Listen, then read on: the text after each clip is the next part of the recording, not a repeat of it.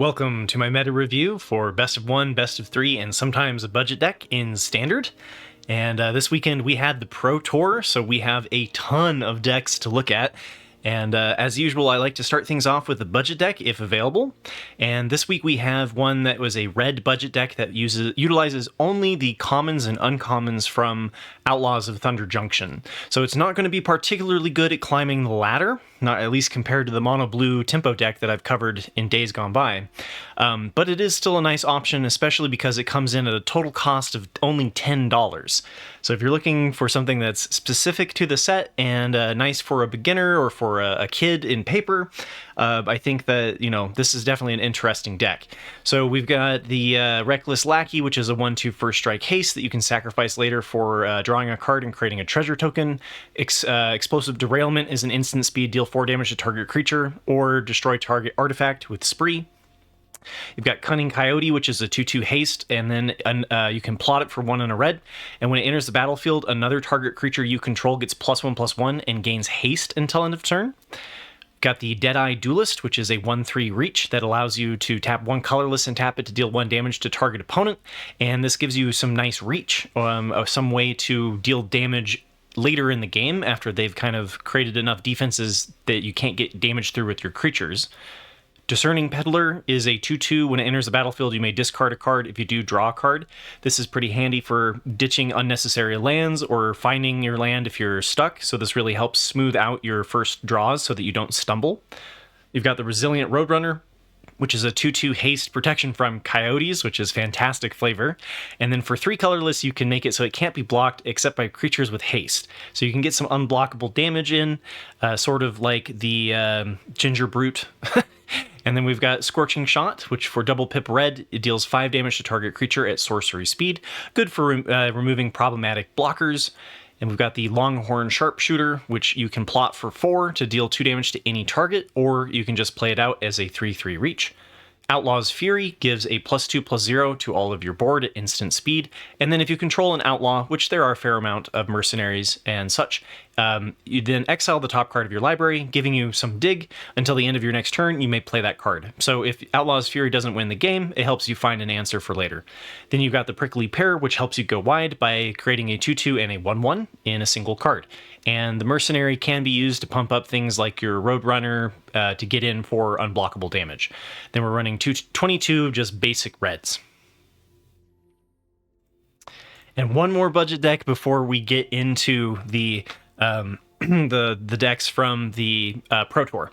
So this one was by Saffron Olive, and I forgot to mention the last one was by J2S Josh, who is typically does the midweek Magic guides on MTGA Zone. So this one is a budget Simic Desert Burn deck by Saffron Olive, and who does a lot of budget decks on MTG Goldfish. And this one has a total cost of $34, so it is not made up of only commons and uncommons, but it is made up of some relatively cheap rares. So basically you're looking to ramp, and so you can ramp through Dance of the Tumbleweeds, which you can search your library for a basic land card or desert and put it into the battlefield, then shuffle. And then if you cast this for 6, you also get an XX green elemental creature token, where X is the number of lands that you control. You've also got Glimpse the Core, which allows you to search for a forest and put it onto the battlefield tapped. So you're ramping into big payoffs like Doppelgang, which can be a game-winning win condition on its own. If you cast this for X equals 2, you pay 8 mana and you get a total of 4 copies. And then if you pay this for 3 for a total of 11, then you get 9 copies. And it can be absolutely silly what you're hitting with Doppelgang. Spelunking similarly allows us to play an additional land from our hand onto the battlefield, so it kind of fits into the ramp, and then lands you control enter the battlefield untapped. Topiary Stomper allows us to search our library for a basic land card and put it onto the battlefield tapped, so excellent for ramping. Invasion of Zendikar is a natural one that kind of pairs with the Topiary Stomper, allows you to flip this, and then this flips into something that can tap for additional mana, so you can ramp into some absurd turns with this combination, and it allows you to look for 2 basic land cards and put them into the battlefield tapped. And then we've got Map the Frontier, which again searches your library. It's basically explosive vegetation, but works with deserts as well, puts them onto the battlefield tapped. And then we've got some just payoffs that are just big good green creatures. So the Colossal Rattleworm is a 6/5 trample that has flash as long as you control a desert, and then you can tap 1 and a green to exile it from your graveyard to search your library for a desert and put it onto the battlefield tapped. And then we've got Bonnie Paul Clear Cutter, which is one of the Outlaws of Thunder Junction bombs. It's a 6/5 reach for 3, a green and double pip blue. When it enters the battlefield, create Bow, a legendary blue ox, which has power and toughness equal to the number of lands that you control. And then whenever you attack, draw a card, then you may put a land card from your hand or graveyard onto the battlefield. So additional ramp, additional card draw. So basically your win conditions are Doppelgang, Bonnie Paul, and maybe you get in for some damage with the Colossal Rattleworm. The rest of it is just fixing. So we've got the base Simic, so blue-green. We've got the Bristling Backwoods for a little bit of the Desert Splash, as well as the Creosote Heath, the Lush Oasis, the Arid Archway, which allows us to pick up the deserts and then play them as well, and then the Conduit Pylons, which is a desert that helps us surveil and then can help us fix, as well as the Sandstorm Verge. So being able to bounce your lands and then play them again is why this was called the Simic Desert Burn deck, is that you can finish off your opponent just by bouncing and playing lands again. So the deserts dealing 1 damage when they enter the battlefield to your opponent. So another one that is probably not a top contender for the best of 1 ladder climber, but because it is such a cheap cost in paper, it could be a great option for beginners, especially in paper. And then as far as the sideboard goes, we've got Witness Protection, which is really Simic's best option for removal. The enchanted creature loses all abilities and becomes a 1/1 citizen. And then Soul Guide Lantern offers some potentially necessary graveyard hate against, the Temur landfall deck. Got Disdainful Stroke, which can be used against the Knight Errant of Eos, as well as Sunfalls in the control archetypes. We've got 3 copies of Negate to counter Azorius Control in any of the spell-heavy archetypes. We've got 2 copies of Return to Nature, which allows us to have a cheap artifact or enchantment or graveyard hate at instant speed. And then we've got Obstinate Baloth, which is good against the mono red because of the gain 4 life, or it can be brought in if they're running something like Liliana of the Veil that is making you discard. So, interesting option here, and on to the Pro Tour. So first place for the Pro Tour at Thunder Junction was taken down by Yoshiko Akawa. I'm sorry if I massacre names, I'm going to do my best. But this was undefeated, took down first place, and if we compare this to the one that I covered last week in the first week of Outlaws of Thunder Junction, we can see that they decided to drop 1 copy of Up the Beanstalk to bring in 1 additional copy of Depopulate, cut one copy of Sunfall, brought in 1 copy of Glimpse the Core for ramp, brought in 1 copy of Long Goodbye for a little bit of spot removal, and brought in 1 copy of the Cartographer's Survey, which allows us to ramp as similar to the Invasion of Zendikar. Now, notably, they did ditch the 2 copies that were remaining of Invasion of Zendikar, and took out 1 mountain in and replaced it with 1 Rafine's Tower. So on Friday, I will be going over my best of 3 sideboard guide using this list to kind of talk about which cards are best in which matchups and kind of give an introduction to the sideboard strategy. Since it won the Pro Tour, I figured it was fitting. So as far as the sideboard goes, they decided to bring the Long Goodbye from the sideboard into the main, so it's down 1 Long Goodbye. And we've cut the 2 copies of Elesh Norn, which was particularly good for the Temur Control and Boros Convoke matchups, and cut 1 Realmbreaker, the Invasion Tree, which was good for the mirror match if it goes to mill, and then cut 1 copy of Rest in Peace, so we're still running 2 copies of Rest in Peace, and this is kind of your answer for the Temur Control matchups. And then we brought in 2 copies of the Chromehose Sea Shark, which as far as I can tell is probably best for the Boros Convoke matchup, and then brought in 2 copies of the Tranquil Frillback, which gives us some artifact and enchantment hate, as well as being able to exile our opponent's graveyard, and if we come up against a particularly aggressive strategy, the gain 4 life can be relevant. And then we brought in 1 copy of Nissa Ascended Animist, which can destroy target artifact or enchantment, so it can be good for repeatable artifact and enchantment hate, but you can also use it as an overrun to give all of your creatures +1/+1 for each creature forest you control and gain trample, so it can be a really great way to help push your herd migration through. And then you can also use it to just create XX green Phyrexian creature tokens, where X is Nissa's Ascended Animist's loyalty. Second place was Azorius Control by Yuta Takahashi. And compared to week 3 of Murders of Karlov Manor, which is the last time that I really focused on Azorius Control, we do see that they took it in a different direction. So notably, the matchup between first and second place too was Domain versus Azorius Control, and the Domain list won, which if you go and look at the sideboard guide, you'll realize just how impressive of a win that is, because Domain usually struggles against control decks. So here we've got the dropping 2 copies of the Hornlock Whale and bringing in 2 copies of the Phantom Interference, which is the Quench spell that can also create a 2/2 white spirit creature token with flying with Spree. And we brought in 4 copies of the 3 Steps Ahead, which is a cancel that can also make a copy of a target artifact or creature that you control. And you can also use it to draw 2 cards and then discard a card. So a lot of versatility in 3 Steps Ahead. And then brought in 2 copies of Deduce, leaning onto the artifact, although we noticeably no Disruption Protocol, which has been seen paired with Deduce, to lean on the clue token that it creates. So I thought that was interesting. 1 copy of Get Lost for some targeted removal as well as enchantment hate in the main, and then 1 Make Disappear, which has some benefits over its counterpart No More Lies, mostly being that it's easier to cast earlier on in the game, where you may not have both colors of mana. And then as far as the items dropped was Urtai's Scorn, Quick Study, 2 copies of Temporary Lockdown, so just to a total of 2 there. 1 copy of Sunfall, so down from 4 to 3 as well, like we saw in the Domain list as well. And then Farewell was cut as well. And then as the lands, we've got a Darker Waste up 1. The Demolition Field was added in, down 1 Field of Ruin, so from a total of 4 to a total of 3. Cut an Island, and the 2 Meticulous Archives, which is the Surveil land in Azorius.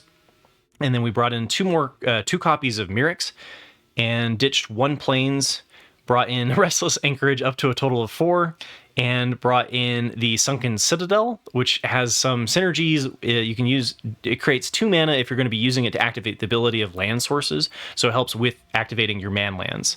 As far as the best of 3 sideboard goes, we see a complete rework. So we're ditching the 2 copies of Crumhost Seed Shark, the 2 copies of Ezram Agency Chief, 2 copies of Disdainful Stroke, 1 Farewell, 4 Knockout Blows, 2 Sunset Revelries, and the 2 copies of Jace, the Perfected Mind. So notably no mill strategy. And brought in 2 copies of Destroy Evil, probably anticipating a lot of Esper Midrange. And brought in 3 copies of Negate, the Filigree Silex, which I thought was an interesting one. So you can use this as a board wipe. And then you can also remove 10 oil counters from it and deal 10 damage to any target. So it can be a win condition in and of itself. Then we've got 2 copies of Unlicensed Hearse for a little bit of graveyard hate against like Temur Control, or whatever they ended up calling it, the Temur Landfall deck. I think they called it Temur Analyst during the Pro Tour. And then we've got the Boonbringer Valkyrie, which is honestly I haven't seen this one as like a sideboard threat in Azorius Control for some time, so it felt like a little bit of a throwback to bring back the Boonbringer Valkyrie. But it's a 4/4 flying first strike lifelink with backup, where you can give something else flying first strike and lifelink, and it's a pretty good mid-range threat. And then the Hullbreaker Horror, which is a classic way to kind of seal out your opponent and ruin their hopes and dreams.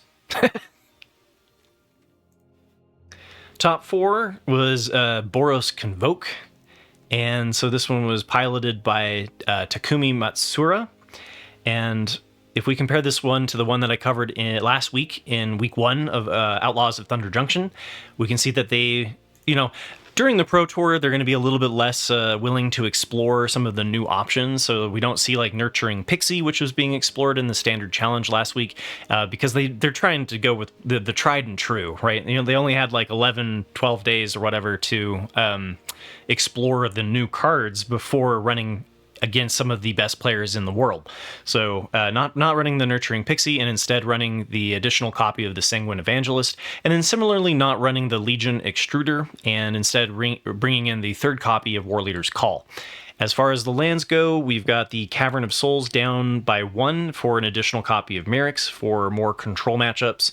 And then for the best of 3 sideboard, we can see that they decided to bring in 2 copies of Get Lost.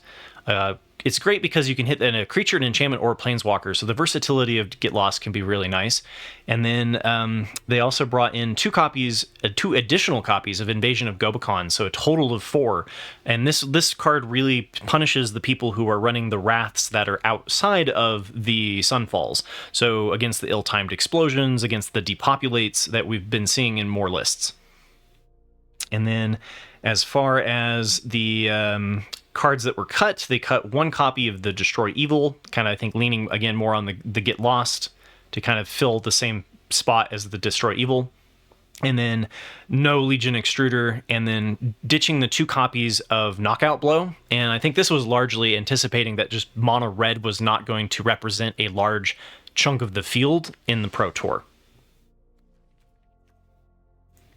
Also in the top 4 was Esper Midrange by Arne Huskenbeth. And if we compare this one to the one that I covered last week, we'll go with version 1 because there were 3 different versions that week. They decided to not bring in the 2 copies of Tiny Bones, the Pickpocket. They did bring Dinnick, Pious Apprentice back up to a total of 3. And then they did not bring in the 4 copies of Duelist of the Mind. So that was a new one that was being explored in the standard challenges for this archetype. And instead are bringing in a 3rd copy of the Fairy Mastermind, and no copies of the Lord Skitter, as well as no copy of Tishana's Tidebinder in the main. And they kept the 2 copies of the Wandering Emperor, got rid of the 1 copy of Get Lost, brought in an additional copy of Go for the Throat, and brought in the 4 copies of Wedding Announcement. So this was being explored, being cut from the list. As we'll see shortly, there was another Esper Midrange in the top 8 that was leaning more into the 0 enchantments build that I think will be more common going forward. But this one was kind of leaning into the person who has the most amount of creatures on the board is kind of how the Esper Midrange matchup goes. So their Wedding Announcement was, if you go back and look at my best of 3 sideboard guide for Esper Midrange, you'll notice that Wedding Announcement was really only in the top 10 for the matchup in the mirror. So if you're anticipating a lot of Esper Midrange, which I think if I remember correctly was over 30% of the Pro Tour was Esper Midrange, kind of makes sense to include it. Whereas the other tournaments, Esper Midrange has been decreasing a little bit in number.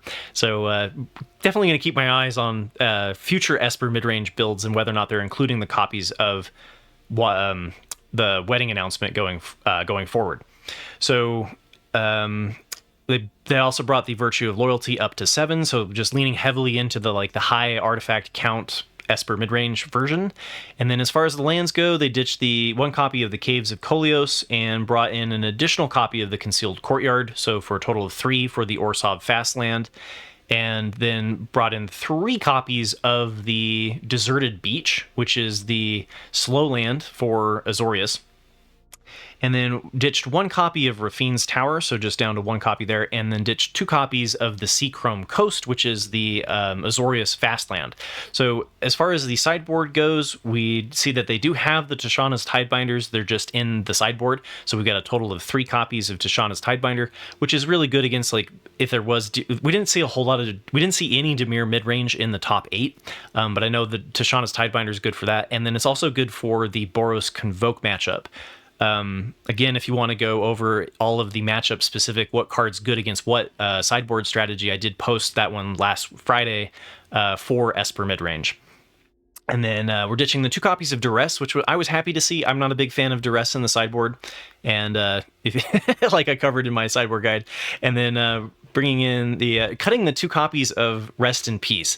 So not anticipating much Temur Control or leaning into other Graveyard Hate options. Then we're also ditching the 3 copies of Knockout Blow, again not anticipating a lot of mono red in the field, and taking out the 2 copies of Temporary Lockdown and leaning more towards the Pest Control, and taking out the 2 copies of Gix's Command. so another board wipe gone. And instead, we're bringing in a 4th copy of Cutdown. Again, there are some matchups where the Cutdown you really want 4 copies of, especially if they're a very aggressive strategy. We've got Destroy Evil, which is a classic one to include against the other Esper midrange decks. Then we've got the Disdainful Stroke, which again can hit the Knight Errant of Eos in Boros Convoke, as well as just being a classic for Azorius and Domain to block Sunfall.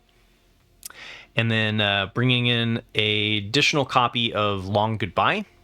And I thought this one was going to be particularly appealing for sniping Rafine, because it can destroy creatures with 3 or less, and it can't be countered, so you don't have to pay the ward. When I was looking at the stats today for Long Goodbye in Domain, it's not particularly good in that matchup. Maybe it is better in the Pro Tour, but I would be curious to know what the sideboard guide is for why bringing in the Long Goodbye. So if you guys know, let me know in the comments below. I greatly appreciate it. Then we've got the 3 copies of Pest Control, which is kind of if you have access to black, is a way to basically have temporary lockdown, but a turn sooner, and is being explored as an option against Boros Convoke, and I think is probably going to win out if you have access to black. And then we've also got 1 copy of Lorn of the Third Path. This one was a classic to bring in against the enchantment-heavy Esper midrange, as well as Domain, back when Domain was running the Virtue of Persistence, as well as the Up the Beanstalk. It's not as good in the matchup against Domain, depending on how much enchantments they have, obviously. But it is still pretty good against the Boros Convoke for hitting Case of the Gateway Express, as well as Warleader's Call. So that one was bringing into the sideboard. And then 1 copy of the Wandering Emperor. Next up here, we have in the top 8, the 4-color Legends archetype, which was a new one for me. So this one was 4-color Legends by Jason Ye. And it leans heavily on legendaries. So we've got 1 copy of Tiny Bones the Pickpocket. We've got 2 copies of Cutdown. We've got 4 copies of Rona, Herald of Invasion, that whenever you cast a legendary spell, it untaps, and then you can use it to loot into the things that you want, as well as discarding cards, which will have some synergies later in, as we cover those cards. We've got Go for the Throat for some spot removal, Inti, Cynical of the Sun, which is particularly useful with the Rona, because whenever you discard 1 or more cards, exile the top card of your library, and you may play that card until the end, your next end step. So with Rona, you're discarding and then getting exile value off of Inti, really helping you dig into the answer that you need. Vile Smasher, dealing 1 damage every time that an outlaw enters the battlefield under your control. And again, it depends on what it depends on what the outlaws are. So outlaws are assassins, mercenaries, pirates, rogues, and warlocks. So you have to go through and see how many of those there actually are. Titania, Voice of Gaia, was brought in here largely for the life gain from the landfalls. So whenever a land is put...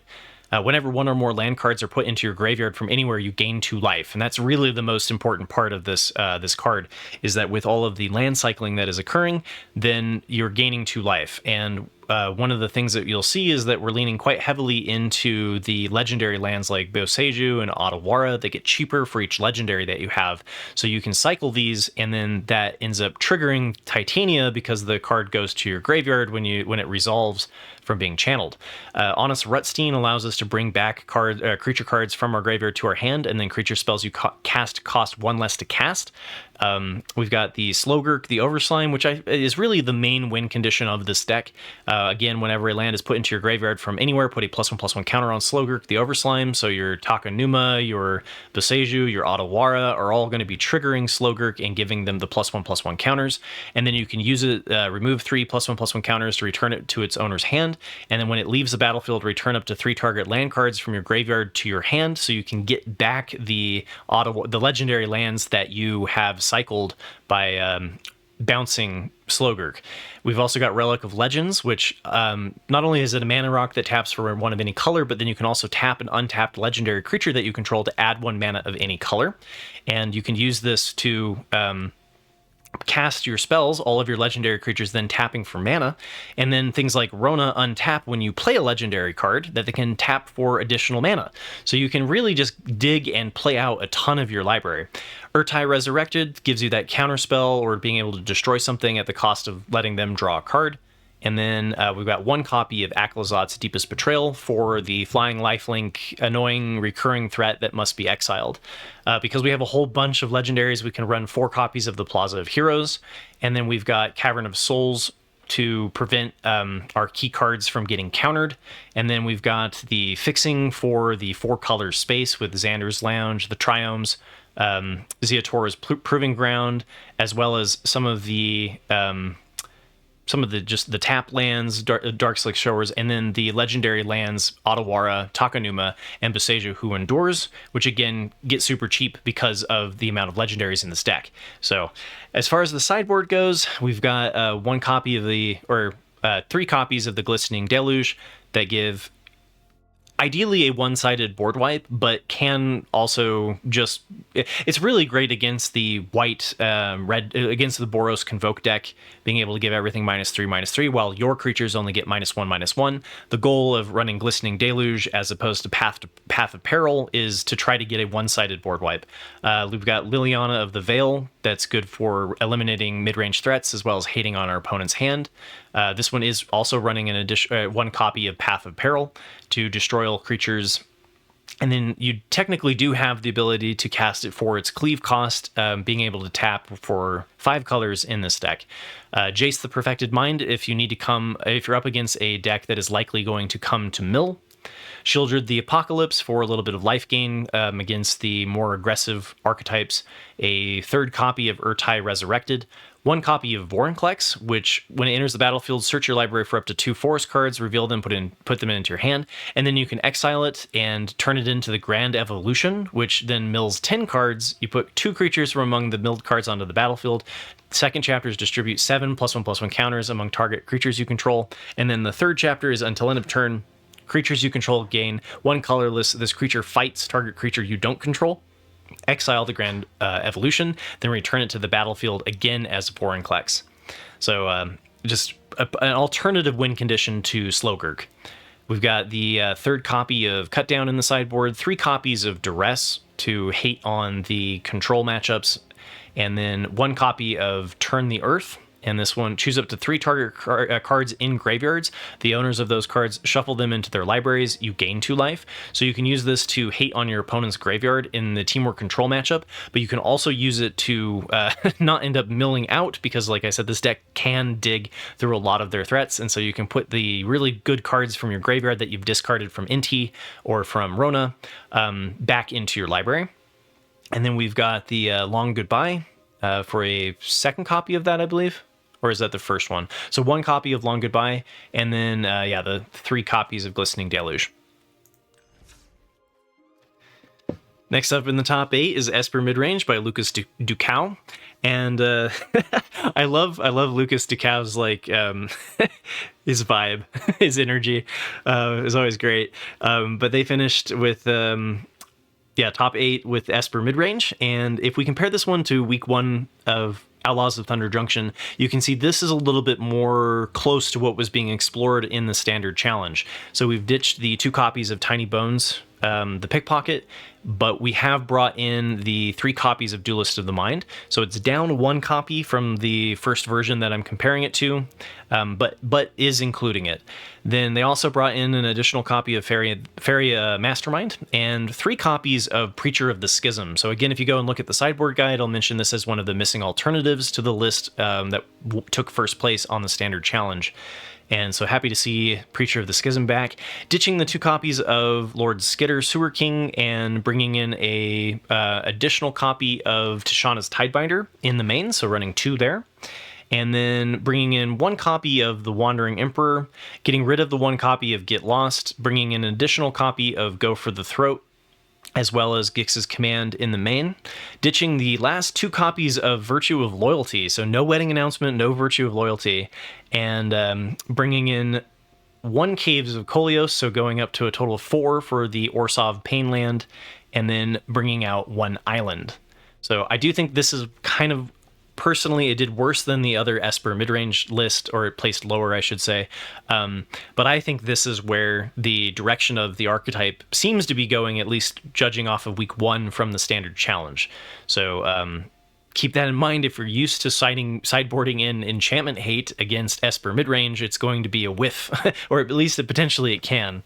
And then as far as the best of 3 sideboard goes, they've ditched the 1 copy of Aklazot's Deepest Betrayal and brought the 1 copy of Tishana's Tidebinder into the main from the sideboard, and then cut the 2 copies of Duress, so both Esper midrange players agreeing that Duress was not a good sideboard, and taking out the 2 copies of Gix's Command. Again, 1 went into the main, and ditching the 2 copies of Knockout Blow, again not anticipating mono red, and took out 2 copies of the Temporary Lockdown, again favoring pest control, and then brought in with the 4th copy of Cut Down, and 1 copy of Destroy Evil, 2 copies of Disdainful Stroke, 1 Long Goodbye.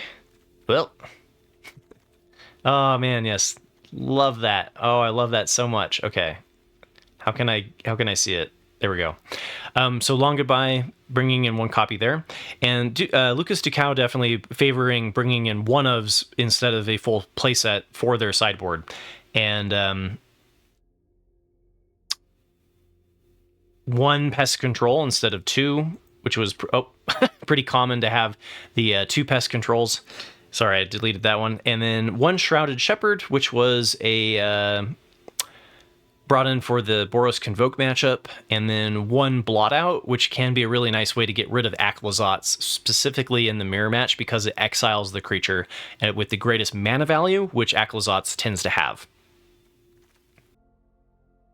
Okay, and then also, I almost forgot, they brought in 1 copy of Lorn of the Third Path. Again, I think this one is mostly for Boros Convoke, because it tends to be the one that's most reliably running the most amount of enchantments these days. And then brought in a 2nd copy of the Wandering Emperor in the sideboard. Also in the top 8 was a 4-color Legends deck piloted by Ray Zhang, who is also known as Combos for the Sake of Combos, which I absolutely love. And so if we compare this one to the list by Jason Ye, I think that's the best way to go about it. They decided to ditch the 1 copy of Tiny Bones the Pickpocket to bring in 2 copies of the Goose Mother, and then ditched 1 copy of Aklazot's Deepest Betrayal. And so same legendary count, but less black mana. And then to kind of reflect this, we ditched the Black Cleave Cliffs, the Blooming Marsh, and brought in a Dark Slick Shores, and cut the Deathcap Glade, brought in an additional copy, or 1 copy of the Restless Cottage to have a manland, which I like that inclusion. And then the brought in 1 Sulphurous Springs, and 1 Sunken Citadel, which again helps us with the Plaza of Heroes, as well as activating the manland of Restless Cottage, and ditched 1 copy of Xander's Lounge. And for the best of 3 sideboard, we see deciding to bring out 1 Glistening Deluge, and bring in an additional copy of Liliana of the Veil, and then ditched the 1 copy of Vorinclex, and instead has the Aklazot's Deepest Betrayal in the sideboard instead of in the main.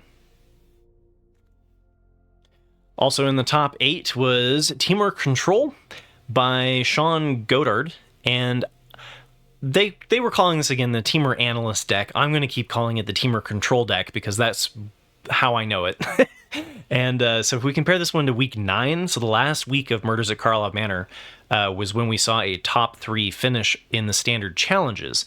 And so we can see that they ditched the 2 copies of the Flagi Archaeologist, which was the 0-4 or 0-3 or 1-4, depending on whether or not you hit your spell, that helps you mill in blue. And that one's particularly good for the early pressure of mono red. So again, another sign that they were not anticipating a lot of mono red in the tournament. And then but they brought in 3 copies of Fires of Victory, which I thought was a fun one that I haven't really seen. So we've seen some like Galvanic Iterations and Light Up the Night being explored, but Fires of Victory is an instant that when the spell is kicked, you draw a card, and then it deals damage to target creature or planeswalker equal to the number of cards in your hand. So giving you kind of the spot removal that this deck can struggle with, because if it doesn't get killed by ill-timed explosion, you can end up with some problematic threats. So I thought Fires of Victory was a pretty creative inclusion for this archetype, and I had not seen it before.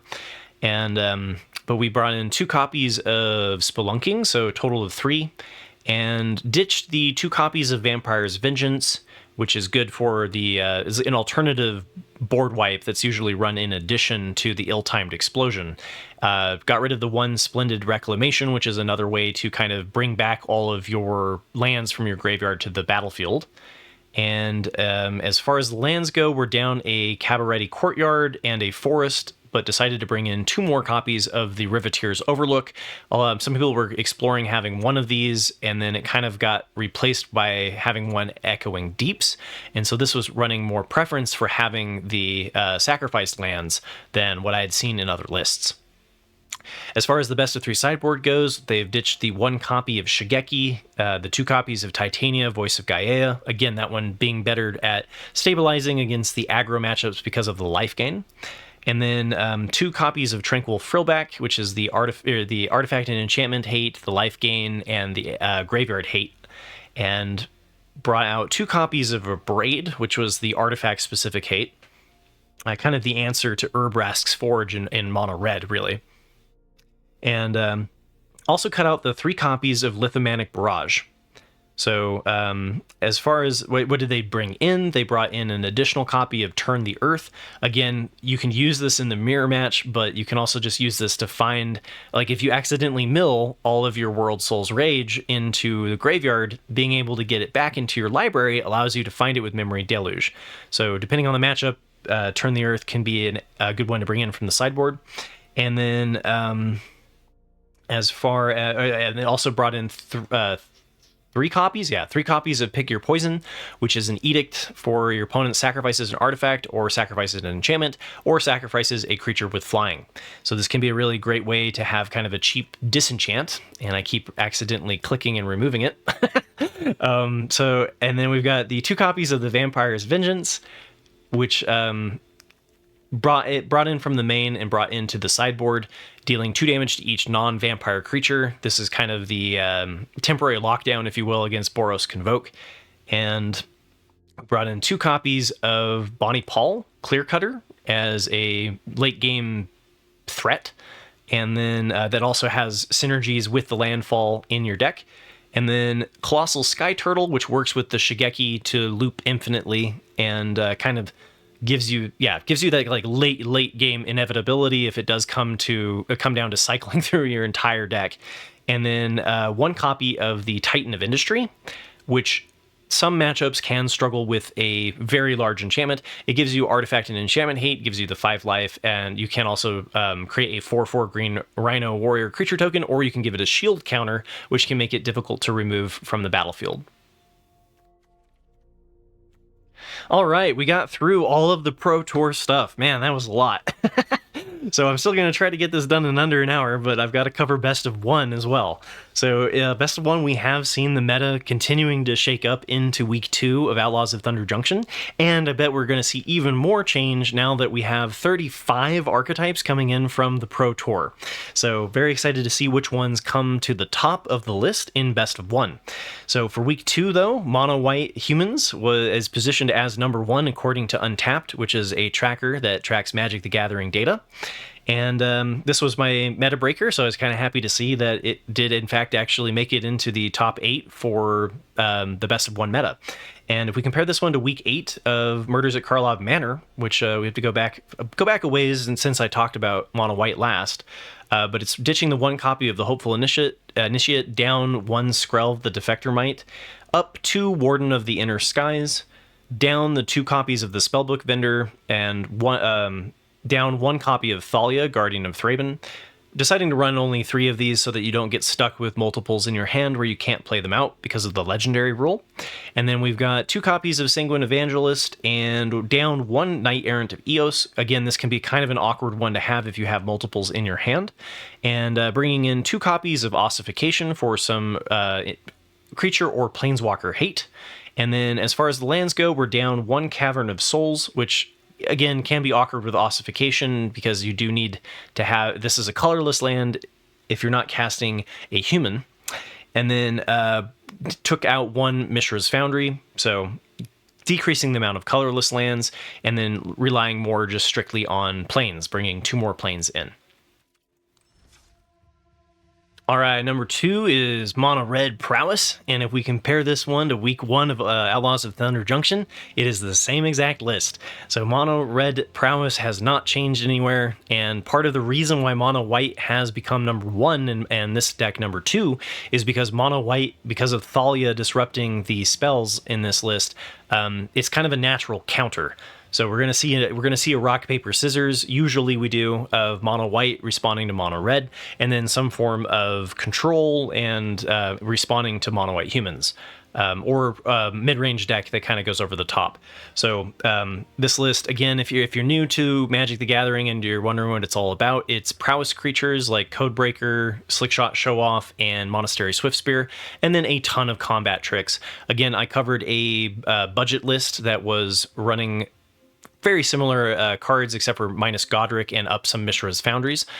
So this is a pretty good deck if you are looking for something that's relatively cheap, has a low number of rares, and you can make it a cheaper version than it is here. All right, and on to number, what is this, number 3? According to Untapped is Boros Convoke, and we do see a different version, and we've kind of seen this happen before, where one version is playing War Leader's Call and is better against the more controlling matchups, and then we have a second version that's running the Case of the Gateway Express and is better it is more aggressive and is better at removing your opponent's threats instead of grinding the game out. So this one is ditching the 2 copies of the Lunarch Veteran, bringing in the 2 copies of the Yoshin Frontliner, which works better with the Gleeful Demolition strategy. We're ditching the Regal Bunnycorn and bringing in a 4th copy of the Sanguine Evangelist, and 4 copies of the Case of the Gateway Express, ditching the 3 copies of the War Leader's Call, and ditching 1 copy of the Cavern of Souls, bringing in an additional copy of Aganja, which we've seen before, running 2 of the legendary lands, ditching 1 plains, similarly running an additional copy of Sokenzon's Crucible of Defiance, and running a Sundown Pass, and only 2 Thran Portals. So still, the tracker has yet to pick up on the lists running the new fast lands in Boros, like we saw in the Pro Tour and like we saw in Best of 3.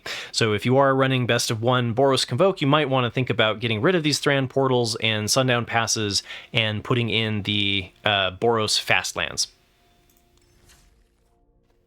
Another one of my meta breakers from the last Sunday, so two Sundays ago, was the Rakdos Burn deck, and this was number 4 according to Untapped, and this one was the one that I ran for the 50-match summary.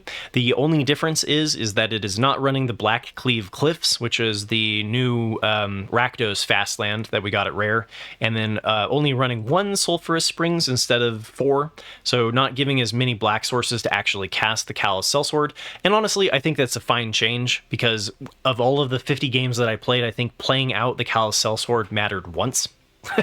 So not a substantial improvement for the amount of wild cards required to craft the rare lands. So bringing in 7 mountains instead, and largely not affecting how this deck plays out. So you're looking for double strike off of Picnic Ruiner, Cacophony Scamp. If you deal damage with this and then decide to fling it with the Burn Together Adventure side of Callous Sellsword, it hits your opponent for 3 times whatever the Cacophony Scamp's power is, because of the damage you dealt by it being unblocked, the damage dealt by flinging it, and then the damage dealt by when it dies, it deals damage equal to its power to any target. So you can end up doing some silly turn 3s with this deck, and if you haven't checked it out, I highly recommend it. Number 5, according to Untapped, was Mono Red Aggro, and if we compare this one to the one that I covered last week in week 1, we've brought in 3 copies of Bloodthirsty Adversary, dropped 1 copy of the Charming Scoundrel, and brought out 2 copies of the Fugitive Codebreaker, so not running any of the Prowess Codebreaker. And this one is always one that's I don't necessarily agree with. If you're going to bring in the 4 copies of Bloodthirsty Adversary, I generally want to see 2 copies of Nahiri's Warcrafting because it pairs better with the Bloodthirsty Adversary, in my opinion. But we've seen this time and time again, that Bloodthirsty Adversary brought in with Witchstalker Frenzy, so maybe it's just something that I need to get over. But Mono Red doing quite well in the meta, as usual, in the top 8. Number 6 was Gruul Aggro, and this one is very similar to the Rakdos strategy, but is leaning a little bit more into the card draw off of Audacity and the Ancestral Anger to not run out of fuel, and bringing in the card draw as well, or card advantage from Questing Druid. So you can get a turn 3 win with this list as well, but it's going to be centered off of your Picnic Ruiner and is a little bit harder to do than the Rakdos deck. But if we compare this one to week 1 of Murders of Karlov Manor, which was the last time that I covered it, it's dropped the 2 copies of Fugitive Codebreaker and brought in 4 copies of the Yavmaya Iconoclast. And I have seen some lists that are running the Slickshot, the Prowess 1/2 flyer, but they have not been doing as well as the older lists. They dropped 2 copies of Play with Fire, as well as the 4 copies of Tyver's Stand, which is the X and a green instant spell that was kind of being played like a green blaze in this list, and instead are bringing in the 4 copies of the Ancestral Anger for the card draw, and then the 2 copies of the Mirren Banesplitter, which I really like being paired with the Picnic Ruiner, since you can permanently make this into 4 power so that it always has double strike. And then as far as the lands go, we've ditched the 1 copy of Boseiju, the 1 forest that was in the list, brought in a 1 mountain, and 3 of the Rockfall Vales, and ditched the 4 copies of the Thran Portal, which I'm not 100% sold on. When I played this last, I was kind of upset with Rockfall Vale because you can't afford to stumble on your early aggressive plays, and this is a tap land unless it's your 3rd land. So because you are also running a pretty low land count, I think 18 lands, then, this Rockfall Vale felt like it was rather punishing over the Thran Portal. So if you do give it a shot, and play this, you may want to include the Thran Portals over the Rockfall Vales. I liked that change, at least. Number 7, again, seeing another new archetype, well, a familiar archetype that we've seen before coming back, really because it's a hard counter to the aggressive strategies in Best of 1 that we saw in the first week. So, Orzhov Lifegain is particularly good if your opponent is trying to figure out how to calculate to deal 20 damage, because then they have a hard time calculating how to deal 40 damage. So this deck gains that much life. So if we compare this to week 2 of Murders of Karlov Manor, it is the same list, so no changes happening in the archetype. But yeah, it's just centered around gaining life every turn, gain life off of Lunarch Veteran, gain life off of Case of the Uneaten Feast. Voice of the Blessed gets big every time that you gain life. Deep Cavern Bat has lifelink and can gain you life. Amalia explores every time you gain life. Sadistic Pilgrim gains you life whenever a creature enters the battlefield. Extraction Specialist has lifelink and can bring back your Deep Cavern Bat to get them again, which is a pretty nice combo in the black-white space. Resplendent Angel, whenever you've gained 5 or more life, you spawn a 4/4 white angel creature token with flying, and then for 3 triple pip white, you can make it into a 5/5 lifelink that triggers the 5 life gained, so you get the 4/4 flyer. Gumdrop Poisoner, creating a food token for more life gain, as well as -X, where X is the amount of life you gain this turn, and it's a lifelinker in itself, so you can use this as really great removal. Sheoldred the Apocalypse, gaining you 2 life every time that you draw a card. Aclazon, Deepest Betrayal has lifelink. Gix's Command can put 2+1/+1 counters on a creature and give it lifelink. And then Virtue of Persistence is used as removal primarily, but then can become a mid-range return your stuff from your graveyard. But giving a creature -3/3 and gaining 2 life also fits into that strategy. So, if you're bumping into a lot of mono red and you want to counter to mono red, life gain is where it's at. And then last but not least is number 8 is Azorius Control. And if we compare this one to week 1 at Outlaws of Thunder Junction, we do see some changes. So bringing in the 4 copies of March of Otherworldly Light, or bringing in 2 to a total of 4. And I really like this because you can get rid of one of the artifacts off of, so like if they go to target something with Gleeful Demolition, you can March of the Otherworldly Light for X equals 0 and get rid of the Gleeful Demolition, as well as their clue token or whatever. So, or their blood token. So this is particularly nice to have at 4 copies against Boros Convoke, so I like that change. Bringing down 1 copy of Soul Partition and taking out 1 copy of Sunset Revelry. This one is a classic one to bring in against mono red. And instead, we're leaning into 4 copies of Temporary Lockdown. So what this is telling me is that this is more focused towards Boros Convoke than it is against mono red.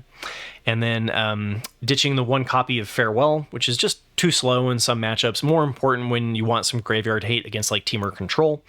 And taking out 1 Field of Ruin, the land destruction, and taking out the Seachrome, 1 copy of the Seachrome Coast, which is the fast land.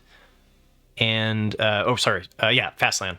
And then Agonjo, bringing in 1 Agonjo Seat of the Empire. Last week there wasn't Agonjo, and I was kind of scratching my head. I was like, why not? Usually this one's a freebie.